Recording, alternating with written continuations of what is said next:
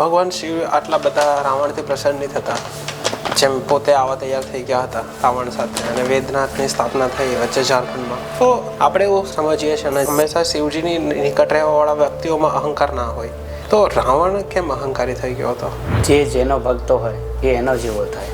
શિવને પણ એક અહંકારનો દેવ જ કહેવાય છે. એ શિવ પણ પોતાની સમાધિમાં પોતાના અંદર રહેવું એ પણ એક અહંકાર જ છે.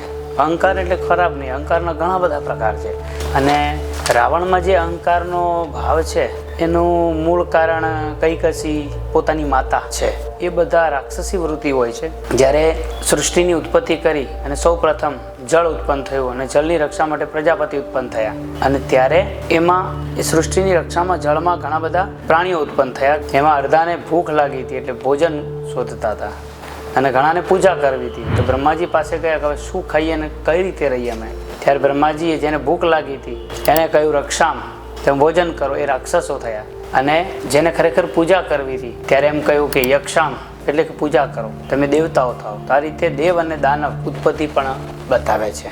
રાક્ષસીમાં જેટલા રાક્ષસી આસુરી ગુણો છે એ બધાને પણ એક પ્રકારનો અહંકાર પહેલાંથી રહેલો જ છે. તો વિભીષણ પણ સાથે જ હતો. તો વિભીષણ તો અહંકારી નહોતો. કુંભકર્ણ પણ હતો. તો કુંભકર્ણ પણ એટલો બધો અહંકારી નહોતો. પૂર્વ જન્મના ગુણો, કેમ કે માણસ ગુણની સાથે જન્મતો હોય છે. જ્ઞાનનો ડેવલપમેન્ટ કરવું પડે છે પણ ગુણનું કરવાની જરૂર નથી. તો ઘણાને અહંકારનો ગુણ હોય છે, ઘણાને સેવા કરવાનો ગુણ હોય છે, ઘણાને ખાવાનો ગુણ હોય છે, ઘણાને ખવડાવવાનો ગુણ હોય છે. એમ રાવણમાં પણ એક ગુણ અહંકારનો હતો. MNH ઘર સજાએ ખુશિયાં લાए.